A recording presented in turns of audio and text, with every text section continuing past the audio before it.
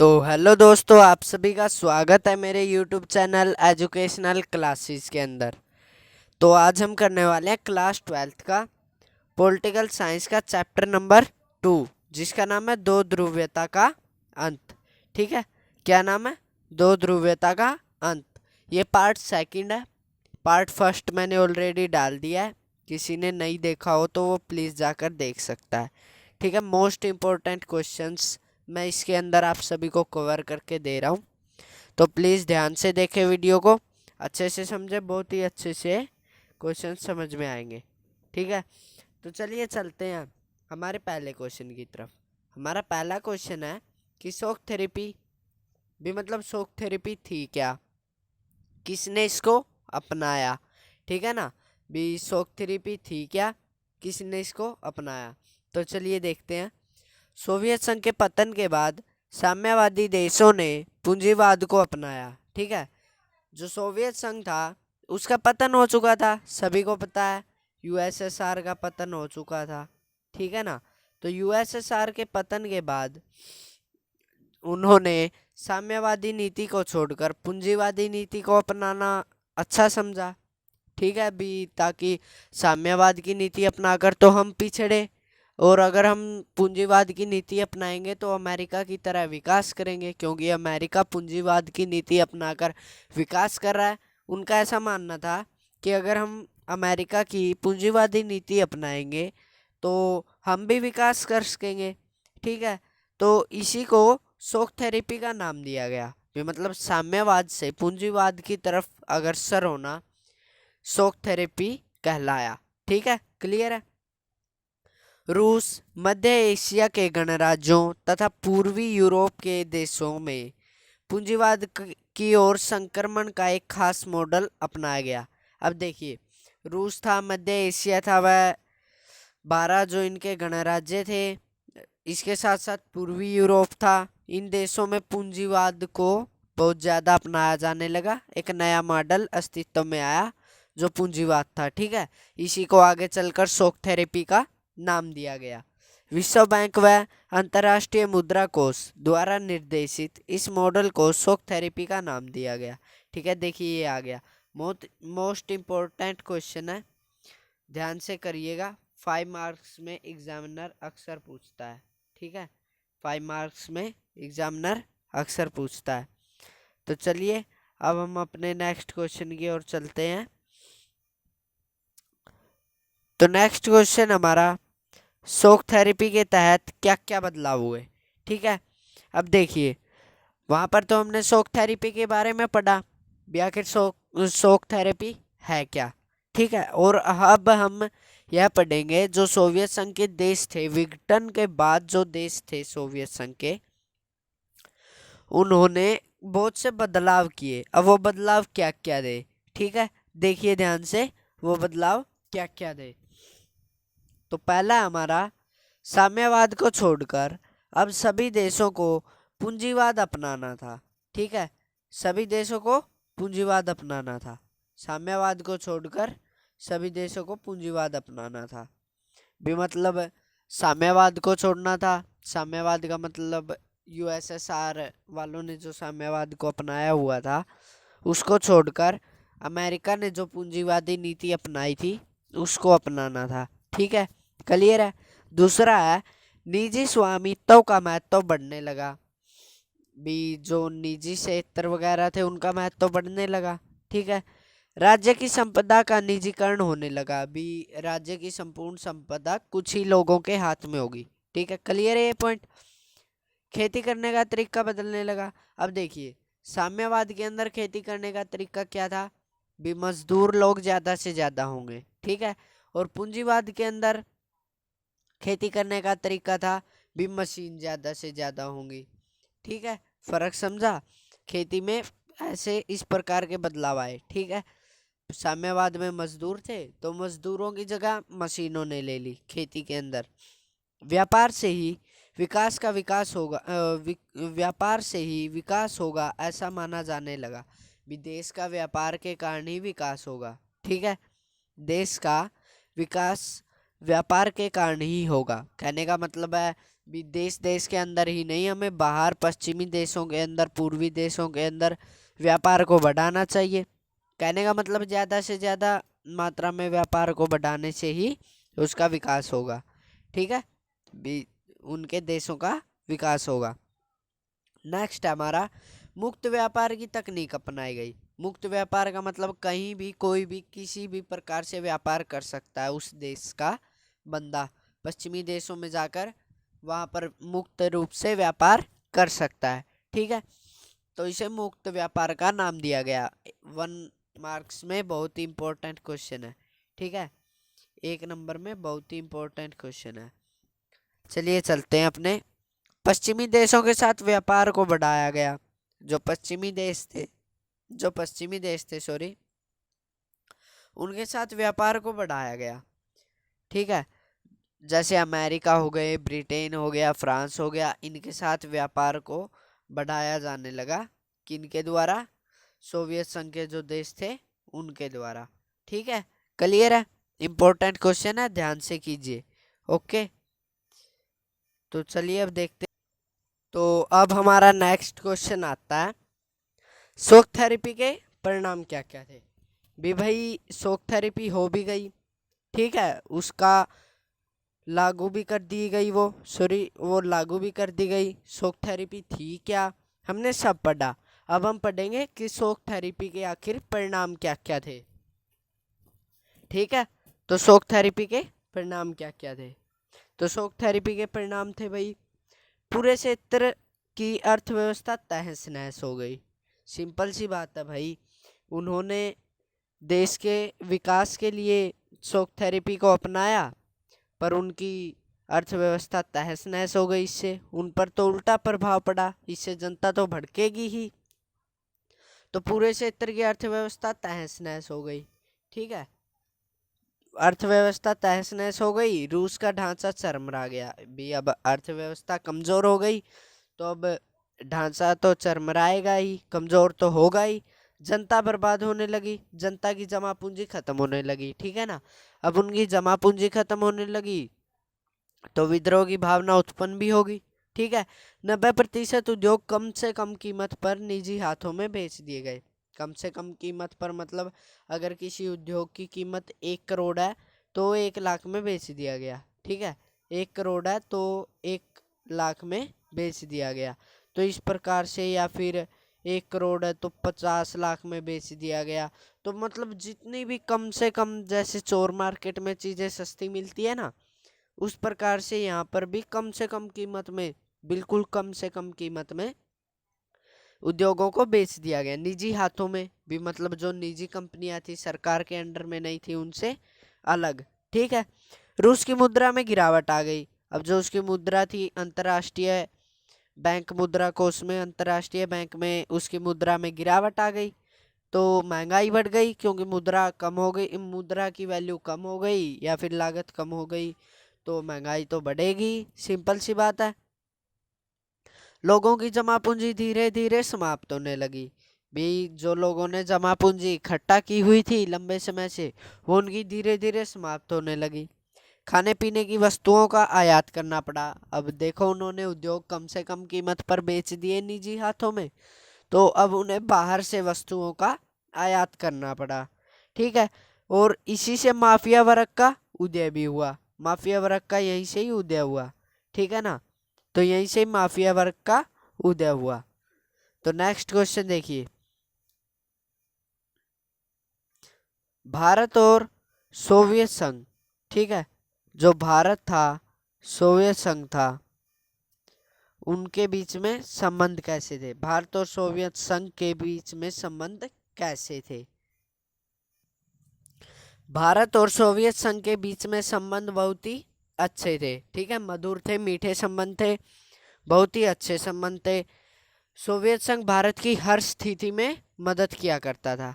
ठीक है, हर स्थिति में सोवियत संघ भारत की मदद किया करता था। अब देखिए आर्थिक संबंध कैसे थे, मोस्ट इम्पोर्टेंट क्वेश्चन है ये भी, अच्छे से याद कीजिए।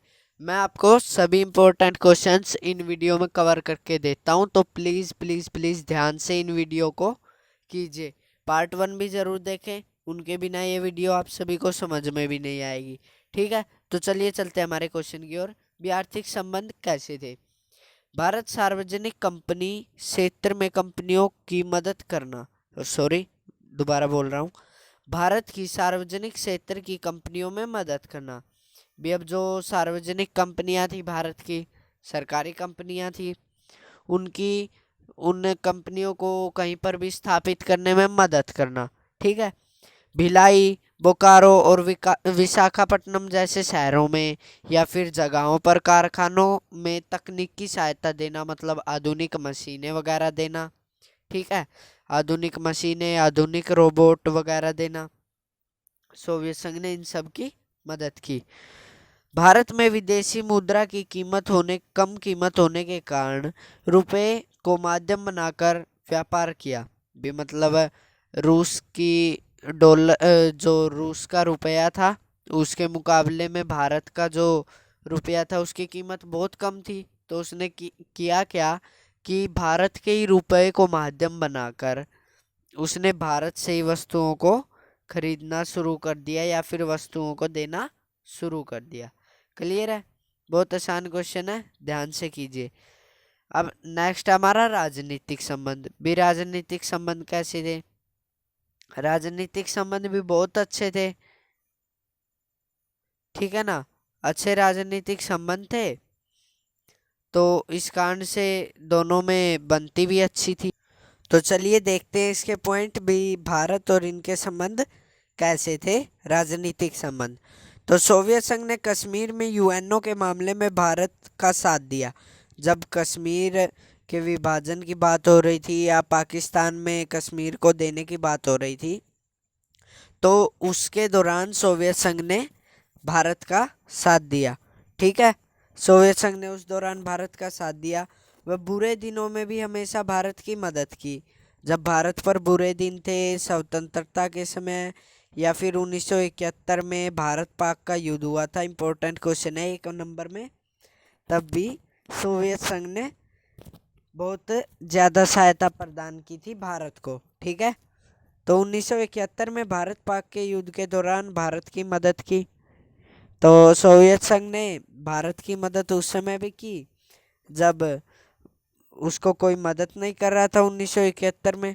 ठीक है, नेक्स्ट देखिए हमारा सैनिक संबंध। भी भारत के साथ सोवियत संघ के सैनिक संबंध कैसे थे?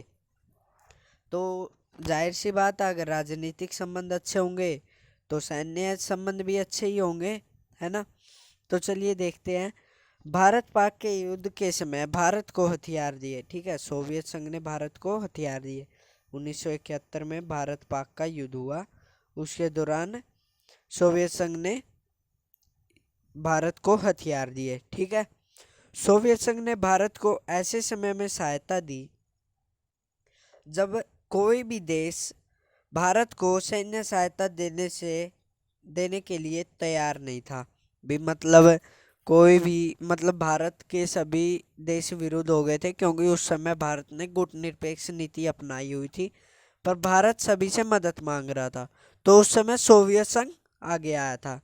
ठीक है ना, तो 1961 के बाद 1971 में जब युद्ध हुआ तो सोवियत संघ ने भारत की मदद की। ठीक है, तो नेक्स्ट क्वेश्चन हमारा, इससे पहले हम देख लेते हैं सांस्कृतिक संबंध। भी सोवियत संघ के साथ सांस्कृतिक संबंध हमारे देश के कैसे थे? भारत और सोवियत संघ के सांस्कृतिक संबंध बहुत ही मजबूत थे। ठीक है, बहुत ज़्यादा मजबूत थे। हिंदी फिल्में सोवियत संघ में बहुत ज़्यादा लोकप्रिय थी। जो हिंदी फिल्में थी हमारी, जैसे अमिताभ बच्चन द्वारा की गई हुई हो या फिर किसी और भी अभिनायक या अभिनेता द्वारा की गई हो, तो वहाँ पर बहुत लोकप्रिय थी। ठीक है, भारतीय लेखक भी बहुत लोकप्रिय थे, कलाकारों ने भी वहाँ की यात्रा भी की। ठीक है, जो लेखक थे, कलाकार थे, वो भी वहाँ के बहुत लोकप्रिय थे भारत के सोवियत संघ में। उन्होंने सोवियत संघ की यात्रा भी की। ठीक है ना, इम्पोर्टेंट क्वेश्चन है, 6 नंबर में भी आ सकता है, तो प्लीज़ ध्यान से करिए। ठीक है, तो चलिए हमारा नेक्स्ट क्वेश्चन है, भारत और रूस के संबंध कैसे थे। अब देखिए बच्चे इनमें कंफ्यूज होते हैं कि भारत और सोवियत संघ, ठीक है, और भारत और रूस दोनों के संबंध कैसे थे। कई बच्चे सोचते हैं कि ये सेम ही है, पर नहीं, ये सेम नहीं है, क्योंकि सोवियत संघ का विघटन के बाद ही रूस आया था। रूस ने कमान संभाली थी सोवियत संघ के विघटन के बाद, और उससे पहले सोवियत संघ था, ठीक है। तो दोनों अलग अलग हैं, हालांकि कुछ पॉइंट आप सेम लिख सकते हो, इसके अंदर कोई दिक्कत नहीं है, पर दोनों अलग अलग हैं, ठीक है ना। तो इसमें कंफ्यूज मत होना, मैं आपको बता दूंगा कि आपको उनमें कौन से पॉइंट लिखने हैं, दोनों में, सोवियत संघ और रूस में, और अलग कौन से पॉइंट लिखने हैं, ठीक है। तो चलिए देखते हैं हमारे पहले पॉइंट को। दोनों के संबंध बहुत ही मधुर थे, ये आप सेम लिख सकते हैं, कॉमन बात है दोनों में भी, दोनों के संबंध बहुत ही मधुर थे, मजबूत थे, ठीक है। ये दोनों पॉइंट आप सेम लिख सकते हैं, दोनों में कॉमन है। रूस ने हमेशा भारत की मदद की, इसलिए भारत रूस को अपना सच्चा मित्र समझता था। ये पॉइंट अलग आ गया, देखो भी, भारत की मदद हमेशा ही रूस ने की, कभी हथियार देकर, कभी सैन्य सहायता देकर। तो इसलिए रूस भारत को और भारत रूस को अपना सच्चा मित्र मानने लगा, ठीक है। रूस ने कभी हथियार देकर तो कभी कोरियोजेनिक रॉकेट देकर भारत की मदद की, ठीक है। जो कोरियोजेनिक रॉकेट वगैरह थे वो भारत को प्रदान किए गए रूस के द्वारा, और सैन्य सहायता भी दी, ठीक है, और हथियार भी दिए। रूस से हथियार आयात करने वाला भारत दूसरा सबसे बड़ा देश है, ठीक है, अभी भी। रूस हमेशा से ही भारत का मददगार रहा है, ठीक है। ये बात आप सोवियत संघ में भी लिख सकते हैं कि यूएसएसआर हमेशा ही भारत का मददगार रहा है, ठीक है ना। तो चलिए देखते हैं, भारत और रूस दोनों चाहते थे कि विश्व बहुध्रुवीय हो।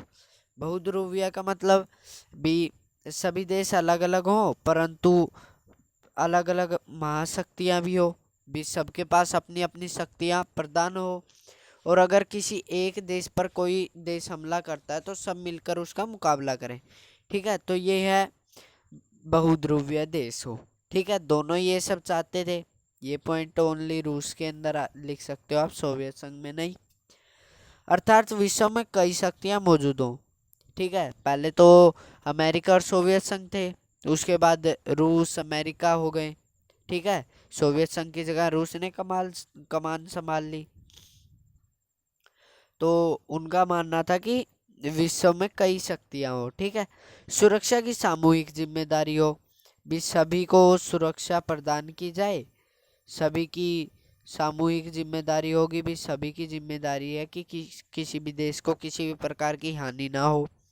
अंतर्राष्ट्रीय झगड़ों का बातचीत के द्वारा निपटारा किया जाए। दोनों चाहते थे कि अगर कभी भी कहीं भी अंतर्राष्ट्रीय झगड़े हुए तो उनका बातचीत के द्वारा निपटारा किया जाए, लड़ाई झगड़े से नहीं, बातचीत के द्वारा उनका निपटारा किया जाए, ठीक है। तो चलिए आगे देखते हैं, भी दोनों के बीच समझौते हुए, कौन कौन से समझौते हुए व कब कब हुए, ठीक है। तो ये पॉइंट आप रूस के अंदर ही लिख सकते हो, सोवियत संघ में नहीं, क्योंकि सोवियत संघ के साथ भारत के समझौते तो हुए पर वो अलग थे, ठीक है। 2001 में दोनों के बीच सामरिक समझौते के रूप में 80 द्विपक्षीय समझौते हुए, सामरिक समझौते के रूप में 80 द्विपक्षीय समझौते हुए, भी 80 छोटे छोटे समझौते हुए, ठीक है। दोनों देशों ने रक्षा के विषय में व रक्षा व्यापार, देखिए रक्षा के साथ साथ व्यापार के विषय में भी बहुत से समझौते किए, ठीक है। रक्षा के साथ तो समझौते किए ही किए, भी हम आपकी रक्षा करेंगे, आप हमें हथियार प्रदान करो, ठीक है, हम आपको सैन्य सहायता देंगे। तो रूस के साथ इस प्रकार के समझौते किए। इसके साथ साथ व्यापार भी रूस हमारे यहाँ व्यापार भी कर सकता है और हम भी रूस के यहाँ व्यापार कर सकते हैं। तो इस प्रकार से समझौते हुए। अब देखिए व्यापार में बढ़ोतरी, ठीक है। तो भारत और रूस दोनों अपने व्यापार में बढ़ोतरी चाहते थे, ज़्यादातर तो रूस, ठीक है। तो दोनों देशों के बीच में बहुत ही पुराने समय से व्यापार चलता आ रहा है। सभी को पता है रूस भारत को पुराने समय से ही हथियार आयात करता था और भारत एक प्रमुख केंद्र था जो दूसरे नंबर पर रूस से सबसे ज़्यादा हथियार लेता था। ठीक है ना। तो भारत रूस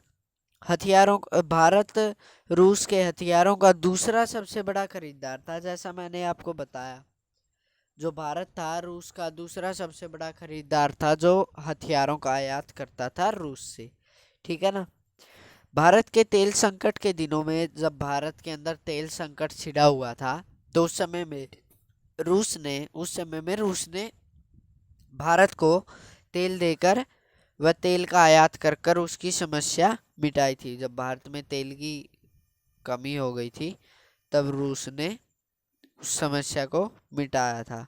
ठीक है। तो आई होप आपको ये वीडियो अच्छा